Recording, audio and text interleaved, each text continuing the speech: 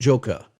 Joker, folie à deux begins with a Looney Tune-inspired cartoon short titled Me and My Shadow, starring Arthur Fleck as the Joker. The short focuses on Fleck's dual personality, with the Shadow serving as his second persona as it hijacks his performance on stage.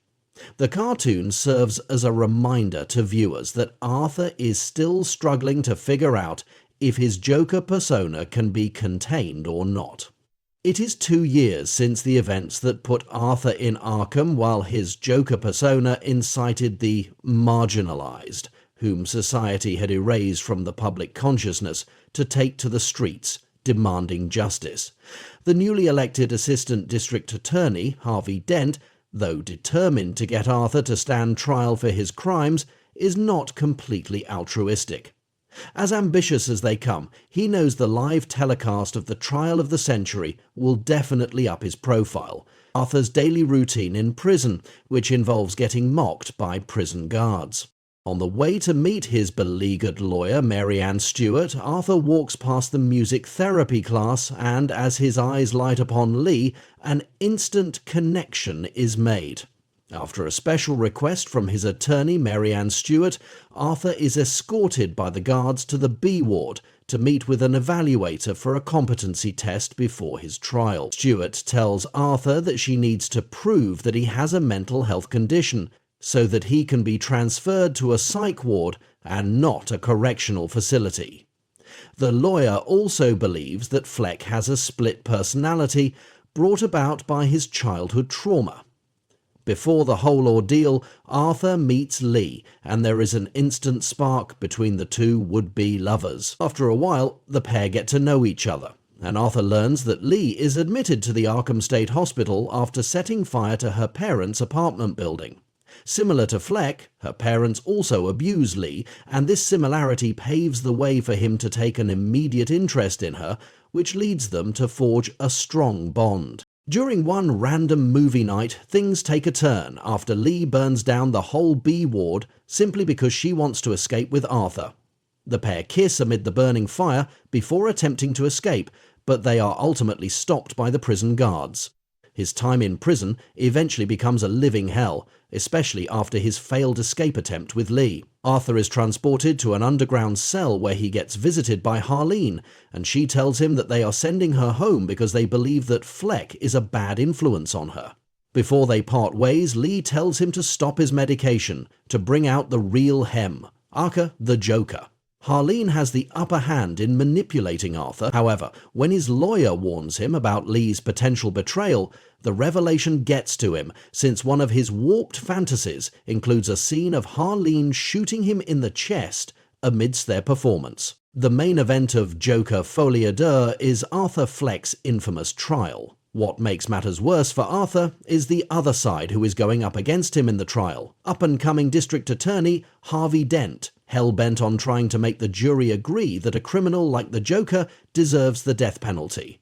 Ever since murdering Murray Franklin and starting chaos around the streets of Gotham, there are a plethora of twisted supporters who believe that Arthur is their hero. During the trial, Arthur's past comes back to haunt him, as several of Joker's cast members return to testify against him, such as his neighbour Sophie Dumont, whom he fantasized about having a relationship with. Gary Puddles, his co-worker, who witnessed how he brutally murdered Randall. All of the returning characters manage to paint a picture of the monster Arthur truly is. Lee has been consistently present during the trial to support him, but things get complicated after Arthur learns that she has been lying to him. His lawyer tells him that Lee voluntarily checked herself into Arkham and that her parents are rich. When Arthur confronts her, Lee uses her charm to continue to manipulate him, saying, "I just wanted you to like me." It even comes to a point where she tells Arthur that she is pregnant so that he won't be mad at her. Lee's manipulations manage to propel Arthur's confidence in a wrong way, leading him to fire his lawyer on the spot and ask the judge to represent himself as Joker during the trial. This move even receives a sense of validation for Lee by telling him, "You can do anything you want. You're Joker." Bringing out the Joker appears to be Lee's endgame, and she succeeds. However, this proves to be the downfall of her relationship. Arthur, as Joker, makes an earth-shattering closing statement where he reveals that being Joker was just a fantasy of his, and it was not the persona that murdered all of those people. Instead, it was solely him. This revelation shatters Lee, and she eventually walks out, along with Arthur's other supporters, in the courtroom. Following his tirade in the courtroom, the prison guards brutally assault Arthur once he returns to his cell.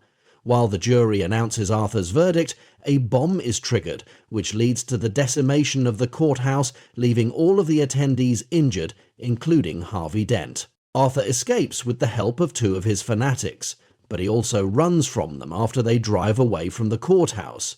He then finds Lee, asking her to come with him and start fresh, since they can finally escape.